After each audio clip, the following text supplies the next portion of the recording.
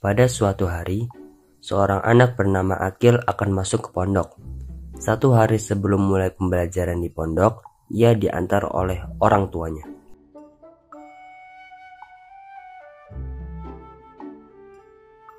Dia berpamitan dengan orang tuanya ketika ia sampai di pondok. Akil langsung masuk ke kamarnya. Akil mengetahui letak kamarnya berkat teman lamanya yang datang duluan ke pondok. Namun kondisi kamar saat itu sedang kosong. Entah teman-temannya pada di mana. Mungkin lagi jalan-jalan atau lagi pada nongkrong mumpung ini hari terakhir. Karena besok sudah harus masuk ke pondok. Akil menaruh barang bawaannya di kamar dan langsung mandi karena merasa badannya kotor sehabis perjalanan.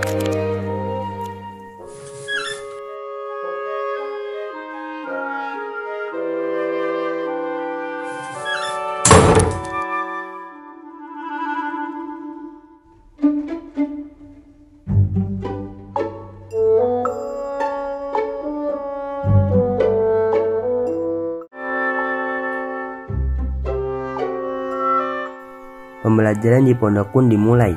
Pada awalnya, Akil mengikuti kegiatan pondok dengan baik, mulai dari piket,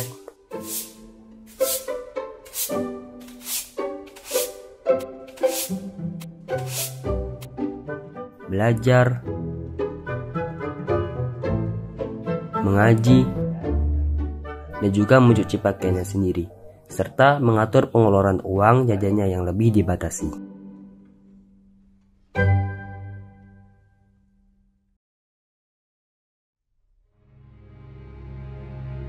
Namun, lama-kelamaan, kebiasaan Akil ketika di rumah mulai muncul kembali, yaitu malas. Akil mulai malas mengerjakan piket,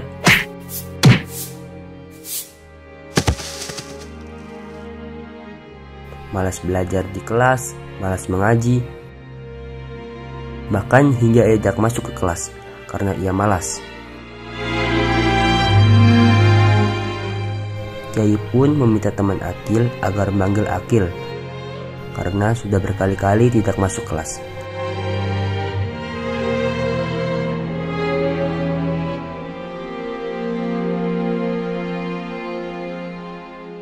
Sang Kiai memarahi dan menasihati Akil. Beliau mengingatkan Akil tentang pentingnya belajar. Beliau juga mengingatkan Akil agar tahu bahwa orang tuanya memondokkan Akil itu bukan untuk bermalas-malasan.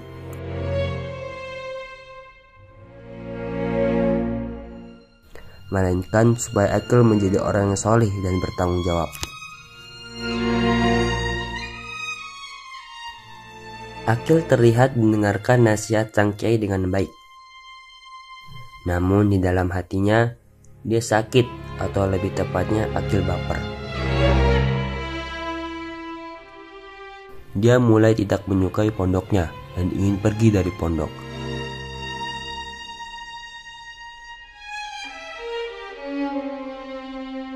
Akhirnya Akil pergi dari pondok dengan hati yang dongkol dan marah.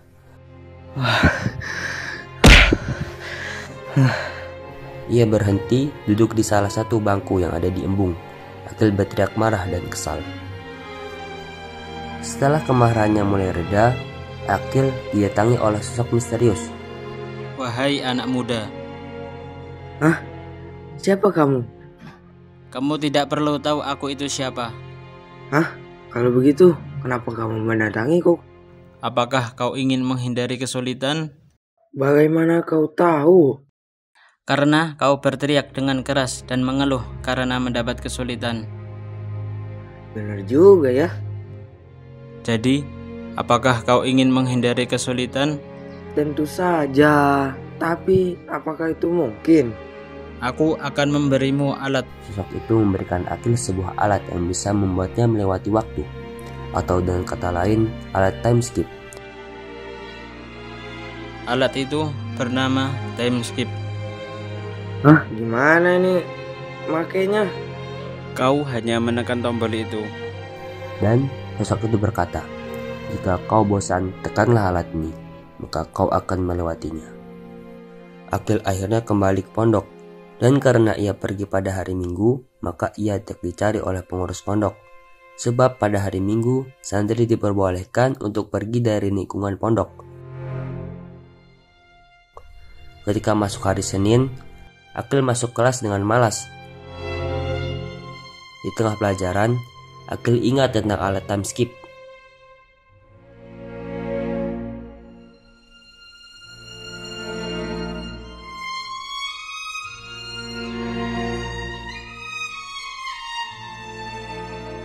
Akil mencoba alat itu, dan benar saja alat itu bisa melewati waktu. Dan ketika Akil sadar pelajarannya sudah selesai dan buku tulisannya sudah terisi penuh. Betapa senangnya Akil mengetahui hal itu. Ia mulai sering menggunakan alat time skip. Ketika Akil piket, ia menggunakan alat time skip sehingga tempat piketnya langsung bersih. Makin lama time skip yang dilakukan Akil semakin sering dan jangka waktunya juga semakin lama. Pada awalnya hanya time skip setengah jam, kemudian sejam, kemudian sehari.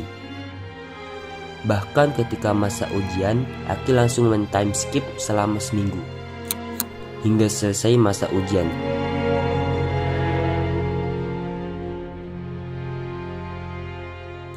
Hari-hari seperti itu dijalani oleh Akil sampai akhirnya dia lulus dari pondok.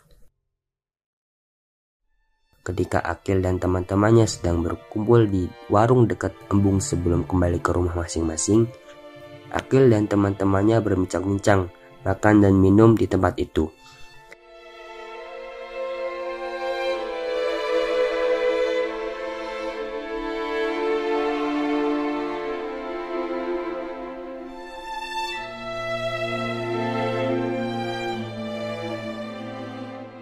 Ketika teman-temannya pergi, Akil menyadari bahwasanya ia tidak mengingat apapun yang terjadi selama time skip terjadi.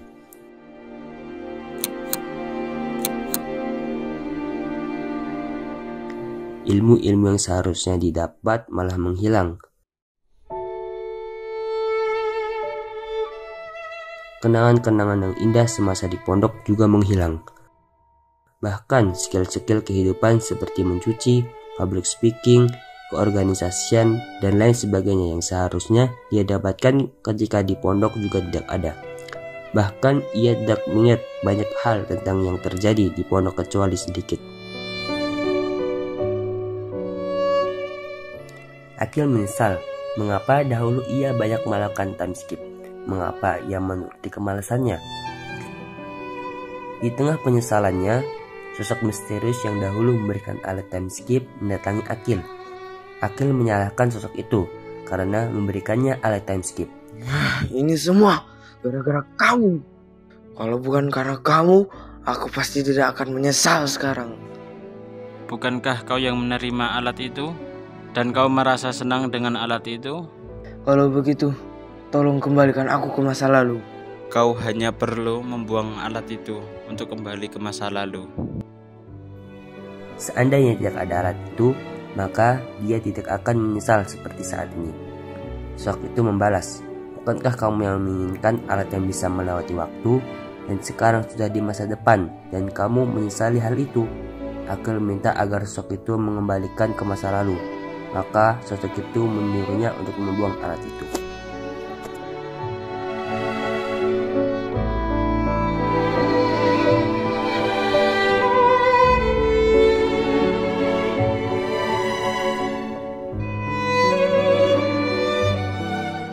Setelah dibuang, Adnal kembali ke masa ketika ia duduk di bangku yang ada di telaga. Masa tepat sebelum kedatangan sosok misterius itu. Kemudian Akil merenungi hal tadi dan merasa bahwa itu hanya mimpi.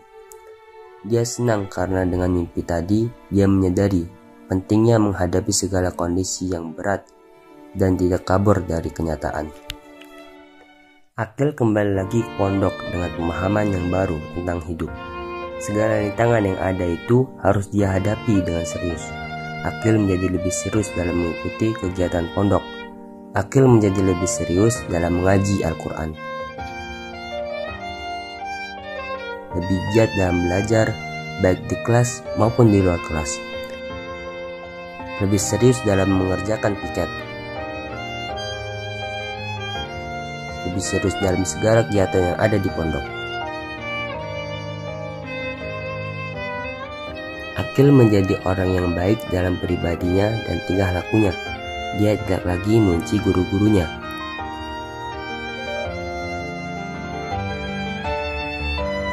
Waktu terus berjalan dan Akil terus berusaha untuk menjadi orang yang lebih baik hingga tiba masa akhir pendidikannya di pondok.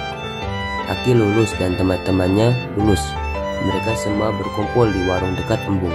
Mereka berbincang, makan dan minum di tempat itu.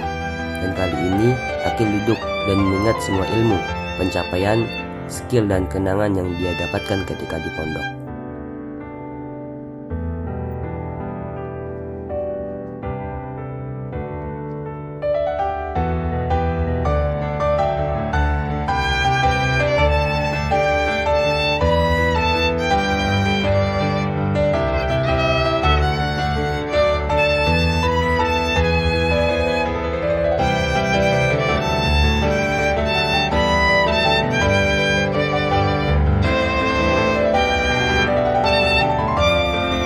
Dia kali ini tidak menyesal.